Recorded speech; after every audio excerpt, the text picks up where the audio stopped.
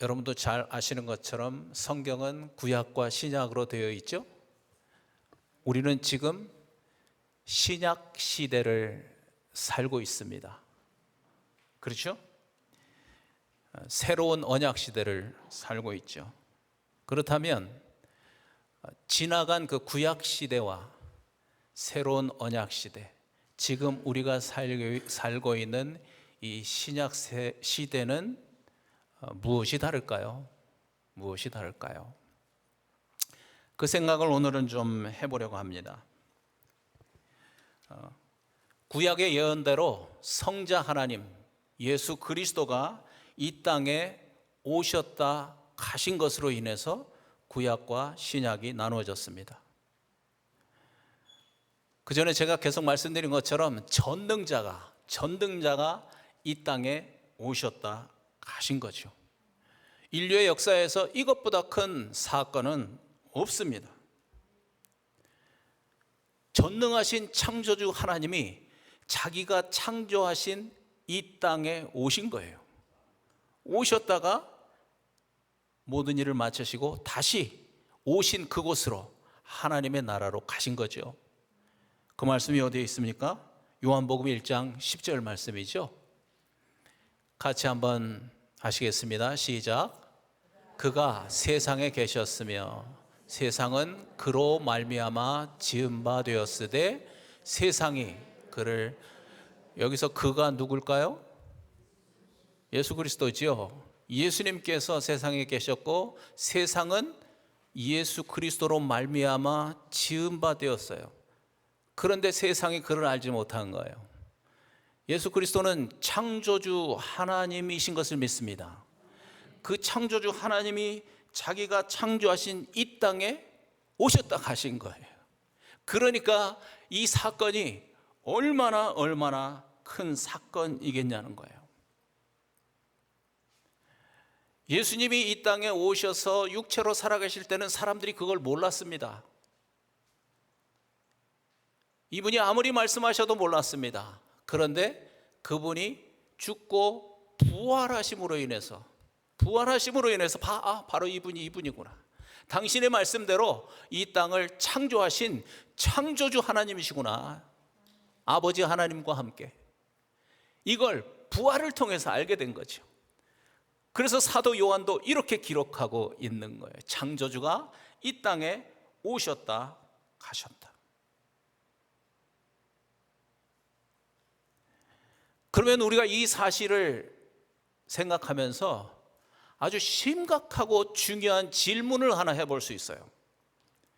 그런 다른 것이 아니고, 아니 이 창조주가, 이 전능자가 무슨 이유로, 무슨 목적으로 이 땅에 오셨다 가셨을까? 그런 질문이 생길 거 아닙니까? 그렇죠? 아니 우리도 어디를 가면 목적이 있어서 가는 거 아니에요? 외그만스에는 왜 가요? 쇼핑하러 가죠. 그로서리 사러 가는 거예요. 목적이 있죠.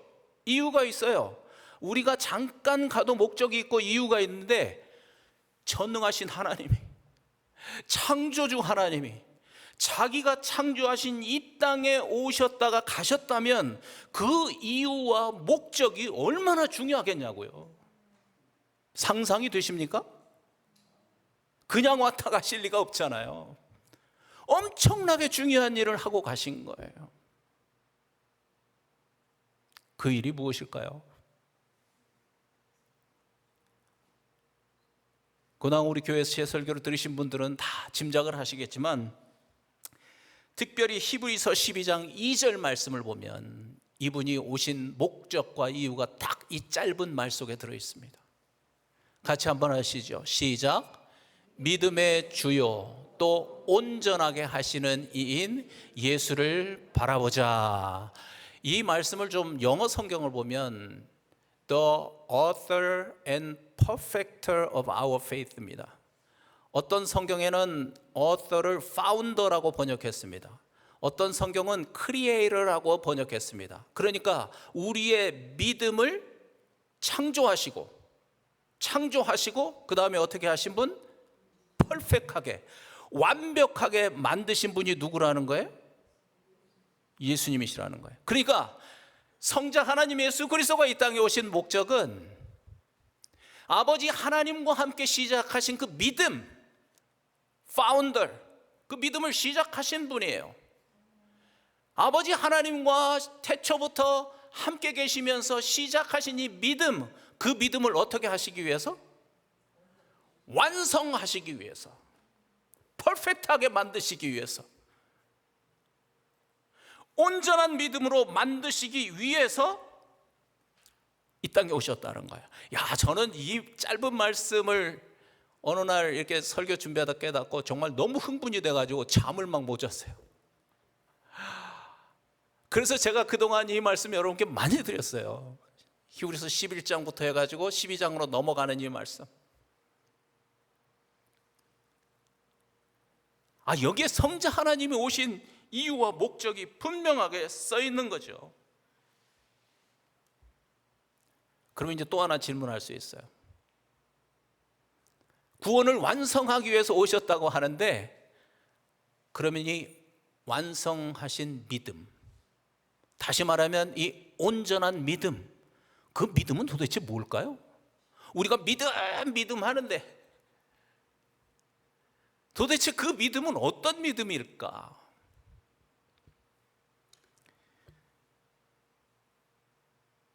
고린도후서 13장 5절을 보면 우리가 이 믿음이 어떤 믿음인지를 알 수 있습니다.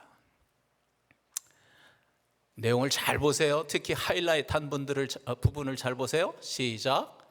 너희는 믿음 안에 너희 있는가? 너희 자신을 테스트, 시험하라.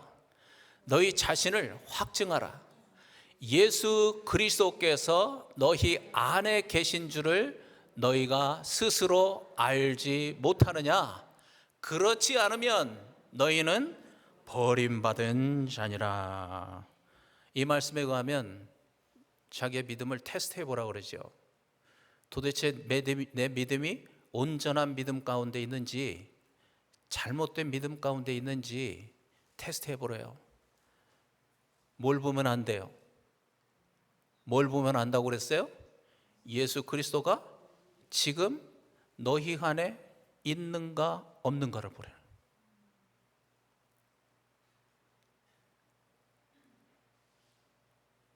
그러니까요, 온전한 믿음은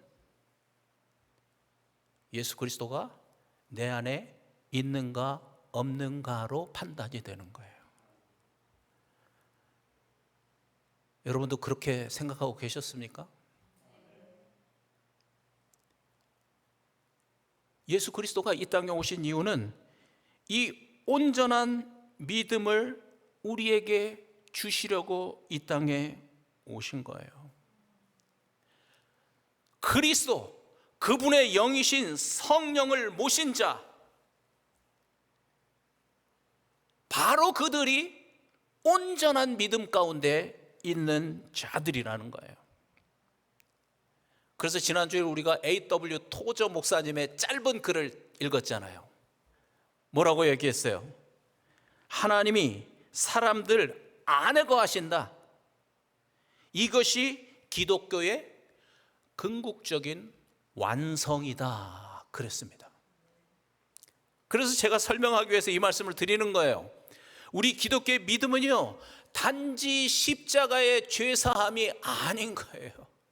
이건 너무나 중요한 부분이긴 하지만 그렇다고 십자가 위에서 죄사함이 우리 믿음의 전부가 아닌 거예요.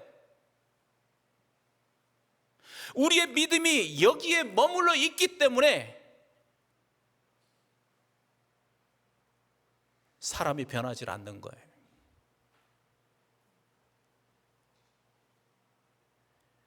십자가만 바라보고 있으면 삶이 변하지 않습니다.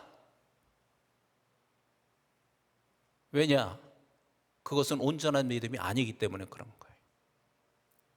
어디까지 와야 돼요? 부활까지 와야 하는 거예요. 부활까지.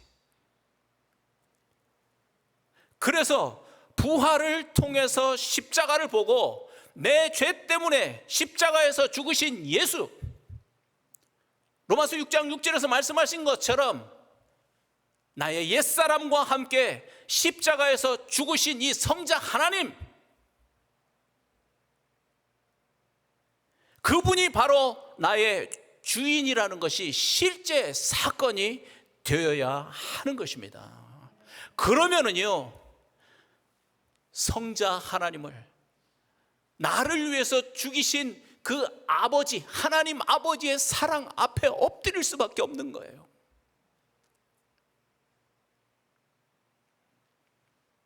어떻게 이런 일이 나에게 있는가?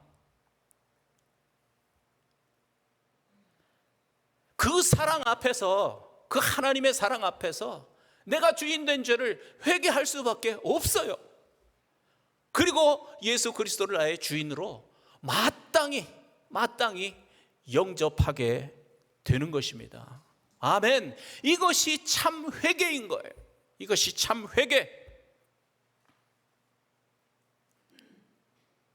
혹시 여러분 중에 아직도 내 안에 성령이 살고 계시는 것에 대한 확신이 없다면 성령 주세요, 성령 주세요 기도할 게 아니고 바로 이 부분을 살펴봐야 되는 거예요. 기도하는 거 좋습니다.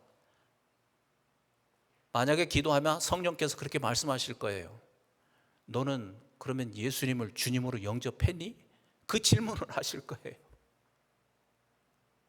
예수님을 지금 말씀처럼 주인으로 내 안에 영접하지 않았다면 성령은 받을 수도 없고요. 성령 받았다고 아무리 큰 소리 쳐봐야 그것은 거짓말이고요. 그렇게 해봐야 성령 받은 증거는 전혀 나타나지 않는 것입니다. 그래서 제가 강조해서 이 참 회개가 무엇인지를 말씀을 드리는 거죠. 왜냐하면 이렇게 참 회개한 자들에게 하나님께서 약속하신 게 있죠. 무엇을 약속하셨어요? 성령을 약속하셨어요. 참 회개한 자들에게. 그 말씀 다시 한번 하실까요? 시작. 베드로가 이르되 너희가 회개하여 각각 예수 그리스도의 이름으로 침례를 받고 죄사함을 받으라. 그리하면이에요. 그렇죠? 그리하면 조건인 거죠. 그렇게 하면 계속 성령의 선물을 받으리니 이 약속은 너희와 너희 자녀와 모든 먼 데사람 곧 주 우리 하나님이 얼마든지 부르시는 자들에게 하신 것이라 하고. 이것이 A.W. 토저 목사님 말씀하신 대로 완성된 믿음입니다. 기독교의 궁극적인 목적입니다. 하나님의 영, 그리스도의 영, 성령이신 그분이 회개한 자들 안에 들어오셔서 사시는 것입니다. 이것이 완성된 믿음이에요. 예수님을 통해서 시작된 이 믿음이 예수님을 통해서 이렇게 완성된 것입니다. 그래서 예수님도 요한복음 14장 20절에서 이렇게 말씀하시잖아요. 시작. 그 날에는 내가 아버지 안에 너희가 내 안에 내가 너희 안에 있는 것을 너희가 알리라. 중요한 단어 하이라이트, 안에. 이 예수님의 예언이 우리에게 이루어진 것을 믿습니다. 이것이 기독교 믿음의 완성입니다. 하나님의 영, 그리스도의 영, 성령이 지금 우리 안에, 내 안에 살고 계시는 것입니다. 이것이 신약 시대를 살고 있는 우리에게 주신 하나님의 놀라운 은혜라는 거예요.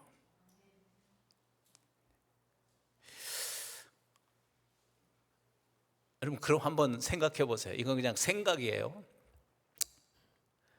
왜 하나님께서는 이렇게 우리에게 성령을 꼭 주셔야만 했을까요?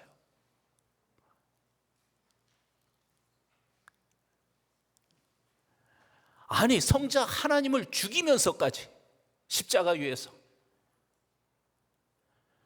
그렇게까지 하나님 아버지께서는 우리에게 성령 주시기를 원하셨던 거예요. 왜 그랬을까요?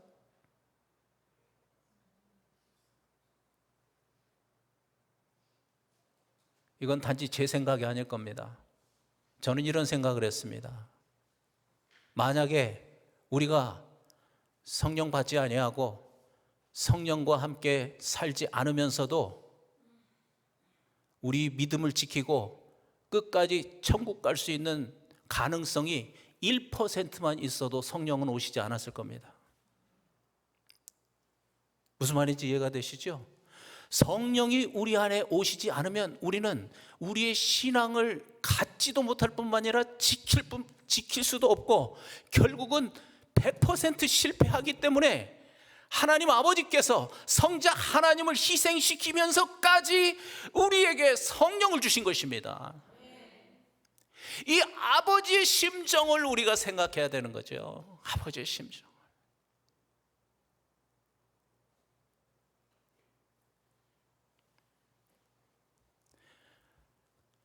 어떻게 알았냐고요? 구약을 읽으면서 이스라엘 백성들을 보니까 딱 알겠더라고요. 이스라엘 백성들은요, 하나님께서 선택하신 백성입니다. 그 많은 민족 중에서. 그래서 이스라엘 백성들은, 이방인들은 전혀 경험해보지 못한 그 엄청난 하나님의 기적들, 그 은혜, 그 사랑을 경험한 사람들이에요. 그렇잖아요. 홍해를 가르시고 그 광야 생활 가운데서 만나를 먹이시고 바위를 깨뜨려서 물을 먹이시고 40년 동안을 인도하시면서 내가 얼마나 너희를 사랑하는지 알지. 그런데 여러분, 선지서들을 읽으면서 우리가 알 수 있는 단 한 가지 진리는 뭡니까? 그럼에도 불구하고 그들은 넘어지고 또 넘어지고, 한 번 넘어져서 무릎이 깨졌는데 선지자들의 경고를 듣고 일어섰는데 또 넘어져서 이번에는 머리까지 다치고, 그러면 빨리 깨달아야 되는데 또 넘어져가지고 이제는 완전히 그냥 포로로 끌려가 버리고, 또 넘어져서 이제는 나라가 완전히 망해버리고. 이게 구약의 스토리입니다.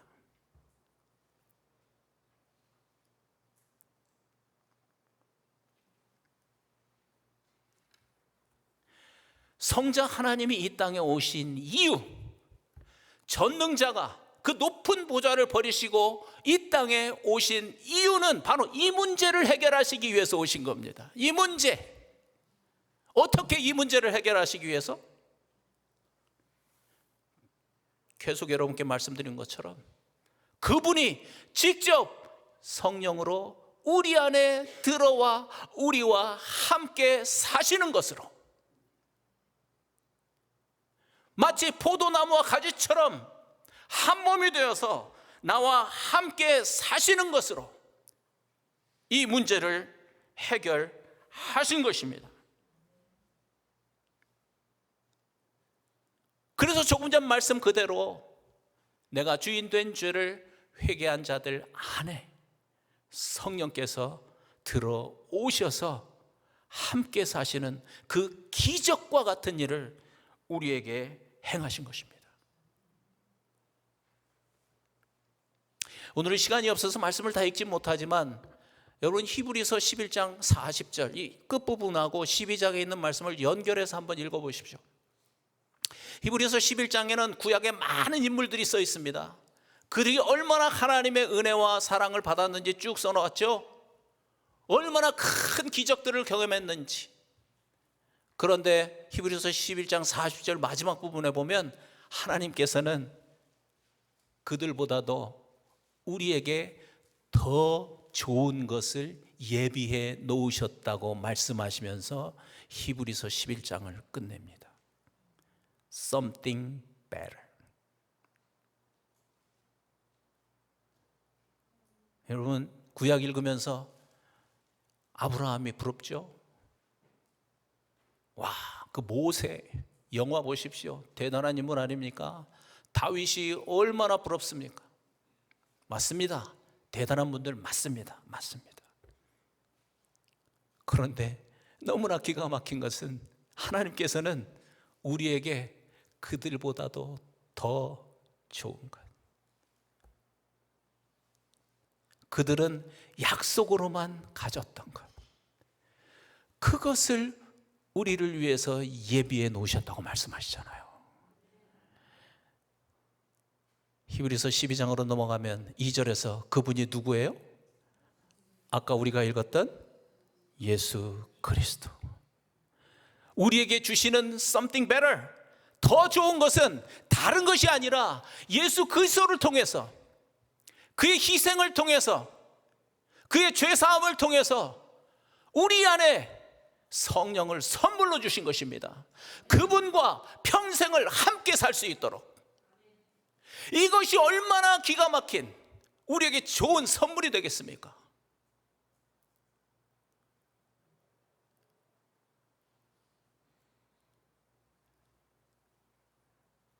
하늘이 열리는 것 같지 않습니까? 이야, 우리가 이런 은혜 안에 있구나.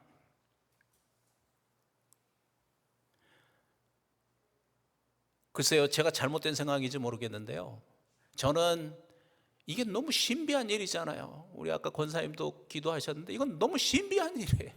아니, 하나님이 내 안에 들어와 사신다고? 어떻게 이런 일이 있을 수 있어요? 정말 신비한 일이에요.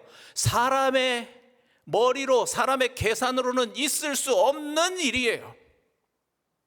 그런데 우리는 하나님께서 예수 그리스도를 통해서 이미 이 일을 이루신 것을 믿습니다. 이 기적을 경험하고 나니까요, 구약을 읽으면서 홍해 사건이 옛날에는 홍해 갈라지는 그 영화 보세요. 이야, 하나님이 이런 일을 하셨구나. 그것보다 수십 배, 수백 배 더 큰 기적을 행하셨어요. 나에게, 내 안에 하나님이 들어와 살고 계세요. 내 안에 성령이 들어와 살고 계세요. 이 기가 막힌 일을 행하신 거예요.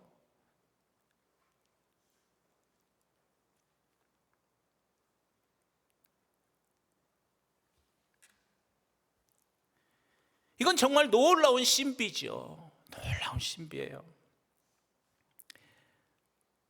정말 그걸 경험하고 나면은요, 부러울 게 없는 거예요. 예수 그리스도를 가졌는데, 창조주가 내 안에 살고 계시는데. 그래서 사도 바울이 그런 고백하잖아요. 나는 다 가진 자다. 난 다 가졌대요. 사도 바울이 뭐 가진 거 있어요? 가족도 없는데, 집도 없고. 그런데 자기는 다 가졌대요. 왜? 예수 그리스도가 내 안에 있으니까. 창조주가 내 안에 살고 계시니까.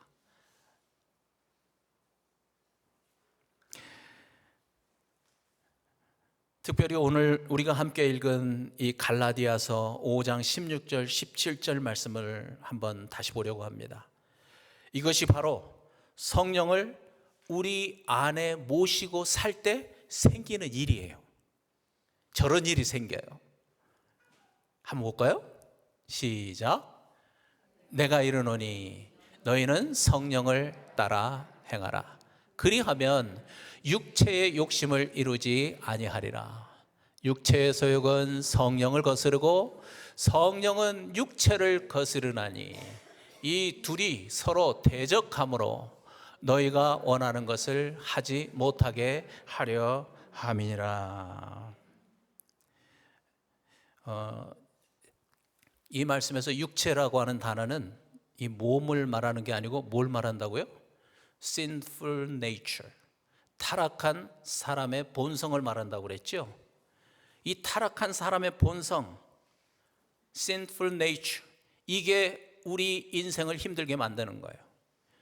이게 우리의 몸으로 모든 죄악들을 행하게 하는 아주 주범인 거죠. 그런데 우리는 이 육체, sinful nature, 이 육체를 거스르고 대적하는 강력한 분을 우리 안에 모시고 있습니다. 그분이 누구예요? 성령 하나님. 성령 하나님, 그분이 우리 안에 살고 계시고 일하고 계신다는 거예요. 이 성령 하나님이 대적하시는 그 육체의 일이 무엇일까? 구체적으로 19절부터 21절에 이렇게 말씀하고 계세요. 성령 하나님이 이러한 일들을 대적하고 거스르십니다. 시작. 육체의 일은 분명하니 곧 음행과 더러운 것과 호색과 우상 숭배와 주술과 원수 맺는 것과 분쟁과 시기와 분냄과 당 짓는 것과 분열함과 이단과 투기와 술 취함과 방탕함과 또 그와 같은 것들이라. 이게 성령께서 대적하시는, 성령을 거스르는 육체의 일들이에요. 참 끔찍한 거 많죠? 그런데 사실요, 성령을 받지 않은 사람도, 심지어 교회 다니지 않는 사람도 지금 우리가 쭉 읽었던 이 말씀 속에 나오는 저런 것들 나쁜 일이라는 거 압니다. 하면 안 되는 거라는 거 알고 있죠, 몇 개 빼고서는.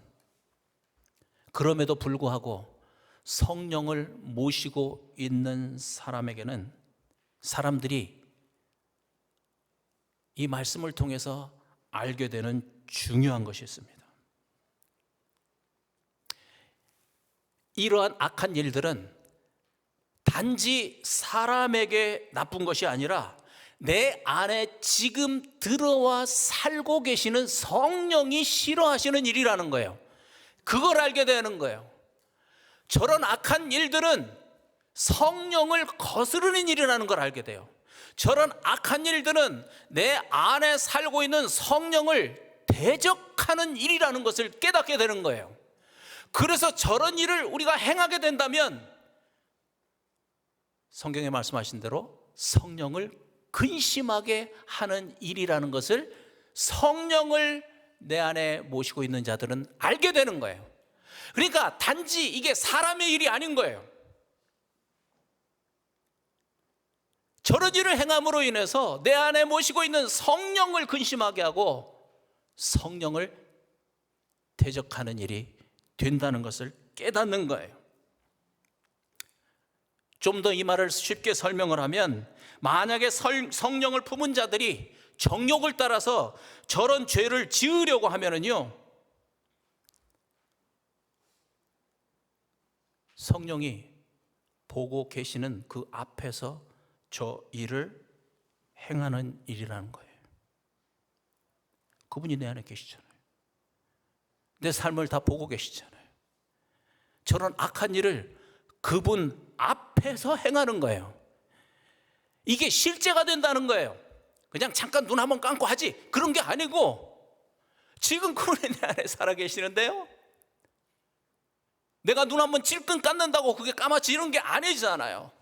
그러니까 저런 악한 일을 하는 것은 그분 앞에서 행하는 일이구나, 이게 실제가 돼요. 그러다 보니까 저런 육체의 욕심을 행하지 않는 강력한 능력이 되는 거예요.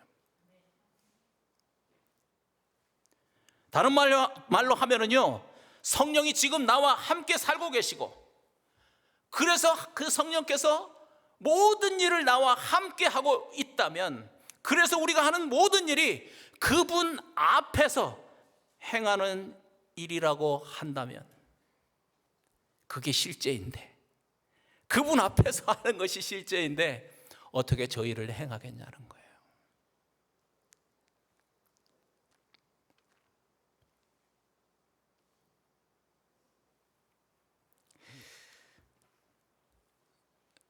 좀 더 이해를 돕기 위해서 사도행전 4장에 있는 한 예를 우리가 좀 보려고 합니다.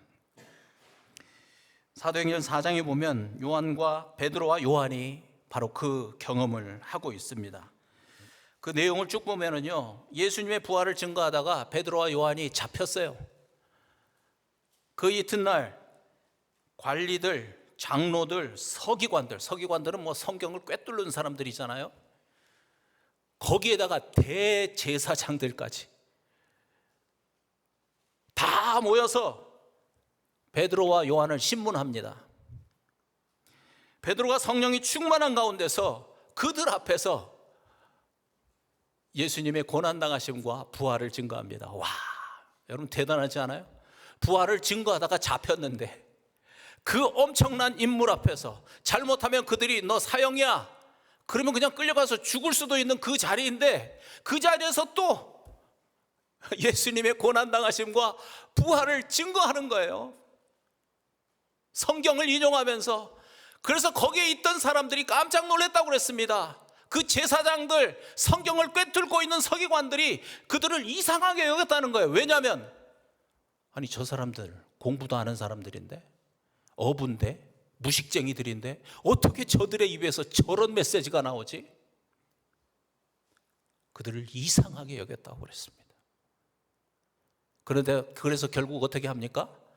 이들을 죽이지도 못하고 어떻게 하지도 못하고 위협하고 놔줬어요. 뭐라고 위협을 했냐면, 앞으로는 절대로 예수 그리스도의 이름으로 말하지 말아라, 그리고 가르치지 말아라. 단단히 위협을 하고 그들을 놓아줬어요. 그런데 바로 그들 앞에서 베드로와 요한이 저렇게 선포하죠. 어떻게? 읽어보세요.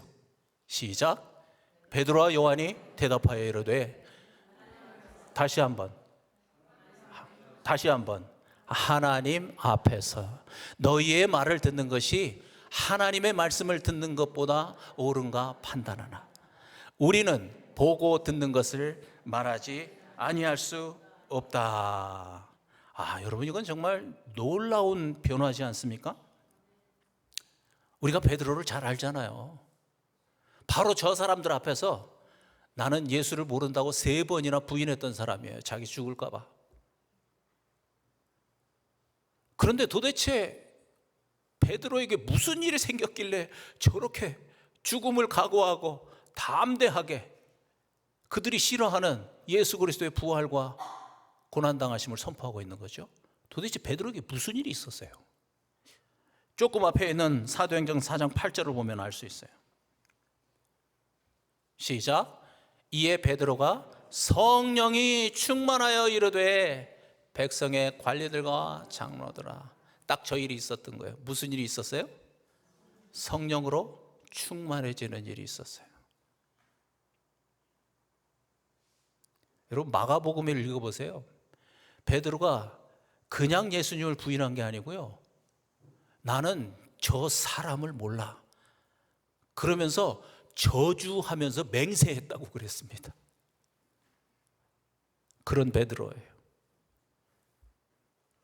그게 불과 언제 생긴 일인가? 시간을 계산해 보면 몇 개월 전이었어요.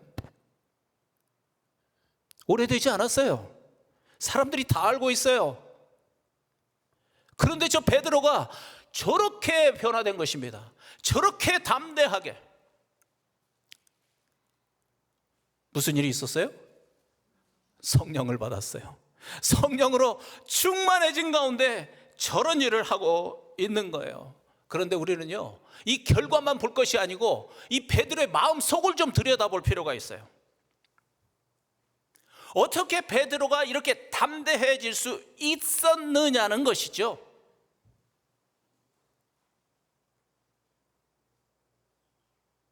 분명한 건 그의 안에 성령이 살고 계셨다는 거예요. 그리고 그 성령께서 그에게 매우 중요한 것을 깨닫게 하셨다는 거예요. 그게 뭐예요? 베드로의 고백처럼 그가 지금 하나님 앞에 있다고 하는 것, 이 사실을 베드로 안에 살고 계시는 성령께서 깨닫게 해주신 거예요. 그것이 실제가 되게 하신 거예요. 실제가 되게 하신 거예요. 누가? 성령께서 그 일을 하신 거예요. 성령께서.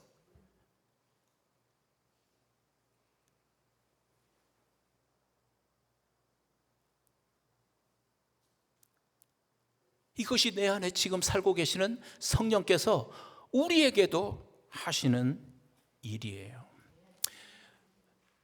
저 단어가 굉장히 유명합니다. 라틴어 코람 데오 들어보셨죠? 라틴어로 코람 데오예요. 코람은 앞에서, 데오는 하나님이에요. 하나님 앞에서, in the sight of God, 하나님 앞에서.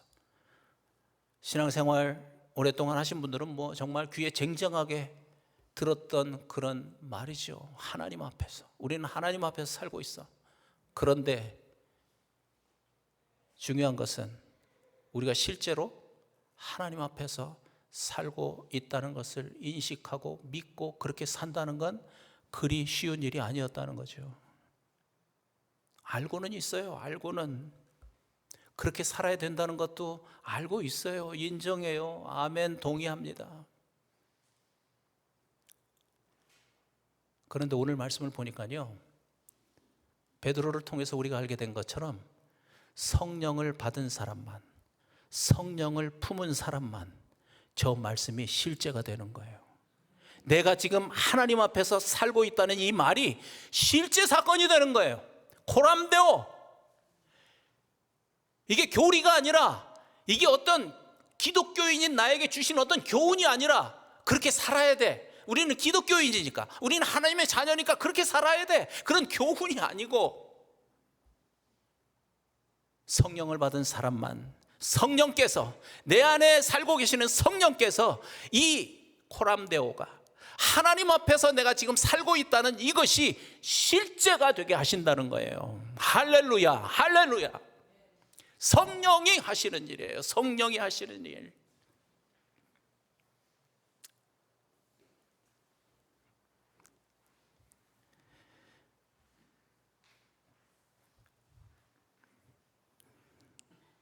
여러분, 이제는 우리가 확실히 해야 됩니다.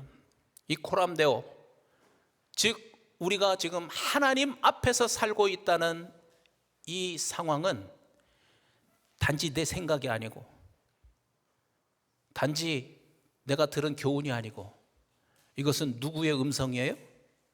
누구의 음성? 내 안에 살고 계시는 성령의 음성이에요. 성령의 음성. 베드로가 들었던 그 성령의 음성. 그러니까 여러분이 이제 그동안 많이 알고 있는 이 코람데오, 하나님 앞에서 사는 거야, 이 생각이 여러분에게 난다면 빨리 인정하세요. 아, 이건 내 생각이 아니구나. 지금 내 안에 살고 계시는 성령께서 말씀하시는 거구나. 그런 말씀을 언제 하시겠어요? 베드로처럼 담대해야 될 때, 그때 성령께서 나에게 말씀해 주시죠. 코람데오, 너는 지금 하나님 앞에 있는 거야. 어떤 유혹 앞에 있을 때, 시험 가운데 있을 때 성령께서 나에게 그 말씀해 주시는 거예요. 코람데오, 너는 지금 하나님 앞에 있는 거야. 그 생각이 딱 떠오르거들랑, 이건 누구의 음성이다? 성령의 음성이다. 성령의 음성이다. 성령은 이렇게 체험하는 거예요. 그리고 실제로 그걸 인정할 때 내 삶이 바뀌는 겁니다. 담대한 삶이 되는 것입니다. 죄에 대해서, 유혹에 대해서 이기고 승리하는 그런 삶이 되어지는 것이죠.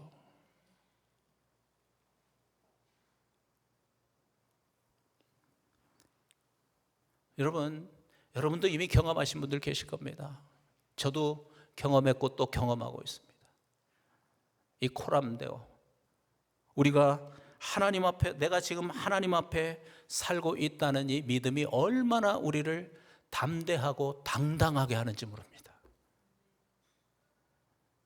돈 앞에 비겁한 사람들은 돈 앞에서 이 선포를 해야 합니다. 당당하십시오. 당당하십시오. 베드로를 보지 않습니까? 그 성령이 지금 내 안에 계시는데 비겁해질 필요 없습니다. 당당하십시오. 그래서 이 코람데오가 얼마나 우리를 죄와 유혹으로부터 보호해 주는지, 그래서 얼마나 이 코람데오가 우리를 자유케 하는지, 진리가 너희를 자유케 하리라. 그 자유죠, 그 자유. 그래서 얼마나 이 코람데오가 우리를 감사하게 하는지.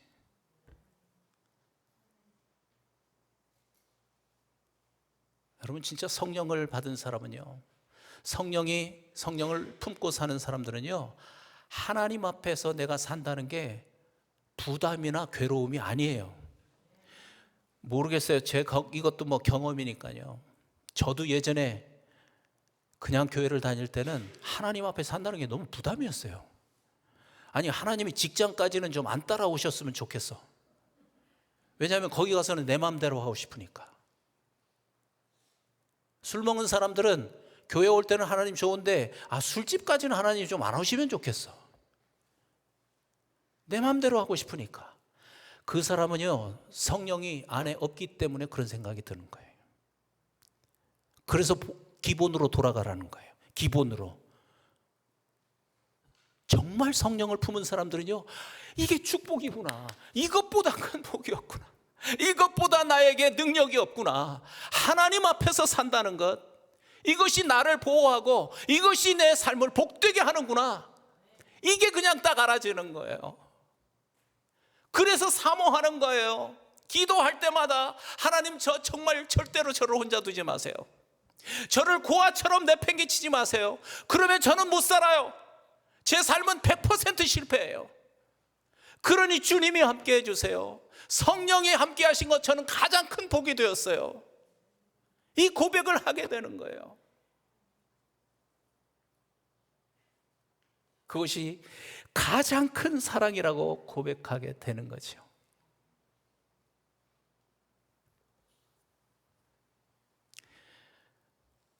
회개에 대한 말씀 우리가 들었습니다. 내가 주인 된 죄 회개하고, 이제는 예수 그리스도를 주인으로 모시고 성령을 품은 우리 기쁨의 강 모든 식구들, 이제는 매일 매순간 성령께서 나에게 말씀해 주시는 이 코람데오, 너는 하나님 앞에서 살고 있어. 이 믿음을 가지고 살면 당연히 하나님께는 영광이 되는 삶을 살겠지요. 뿐만 아니라 우리의 삶이 하나님께서 주시는 그 기쁨, 하나님께서 주시는 만족함으로 채워지는 것을 믿습니다. 이 축복이 우리 모든 기쁨의 식구들에게 임하기를 바랍니다. 우리 한번 잠깐 머리 숙여 기도하겠습니다.